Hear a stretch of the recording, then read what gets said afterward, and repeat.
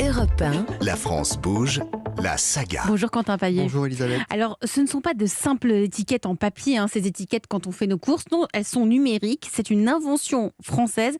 Et cette entreprise est même leader mondial. Oui Elisabeth, et à l'origine de cette invention, il y a un homme, Philippe Catteau.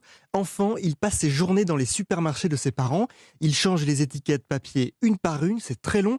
Il se dit qu'il faut apporter de la technologie. Alors, en 1992, il crée les étiquettes intelligentes numériques, comme nous l'explique Thierry Gadou, PDG de SOS Imagotag. Ses parents avaient des supermarchés, des hypermarchés. Et lorsque ses parents ont vendu le groupe Cedico, ça s'appelait Cedico à l'époque, il est devenu entrepreneur dans la technologie en se disant que le commerce physique était un secteur qui avait besoin de technologie. Alors c'est un secteur très complexe, avec énormément de produits, énormément de clients dans les allées des magasins. Et je parle de supermarchés, mais ça concerne aussi bien des enseignes de bricolage, d'électronique, des pharmacies, enfin tous les secteurs du commerce aujourd'hui. Alors, Quentin, ces étiquettes, comment fonctionnent-elles ? Alors elles sont numériques et les employés des grandes surfaces peuvent les modifier directement depuis un ordinateur.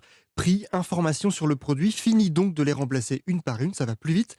Une invention qui a fait de l'entreprise le leader mondial dans ce secteur, c'est simple, elle équipe 33 000 magasins dans le monde entier. Au moment où nous parlons, un peu plus de 300 millions d'étiquettes fabriquées par SOS Imagotag sont en circulation. La solution s'est beaucoup élargie. On a gagné à l'international par une recherche et une innovation permanente qui s'est beaucoup accélérée ces 10 dernières années. Beaucoup d'acquisitions en Allemagne, aux États-Unis, en Asie. Mais à l'origine, c'est vraiment une innovation française et c'est encore les Français qui sont les plus avancés dans le monde. Sachant que c'est un secteur qui a de l'avenir parce que la digitalisation du commerce physique ne fait que commencer en fait. Dans le monde, il reste encore un potentiel de développement considérable. On a multiplié par 10 notre chiffre d'affaires dans les 10 dernières années. On compte bien faire au moins autant et probablement plus dans les 10 prochaines.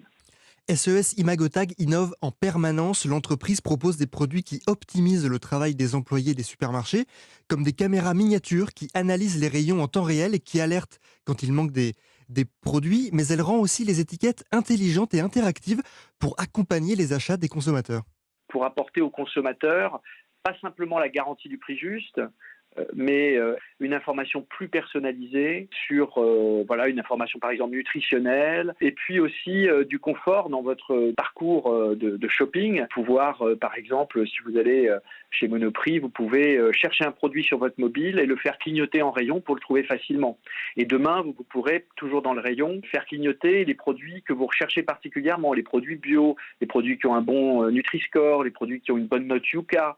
Il y a vraiment deux fronts. Il y a à la fois l'efficience du magasin qui doit absolument devenir beaucoup plus efficace et en même temps toute l'expérience du consommateur. Alors Casino, Monoprix, Carrefour, Leclerc, Lidl, mais aussi Boulanger, Fnac, Darty, Auchan.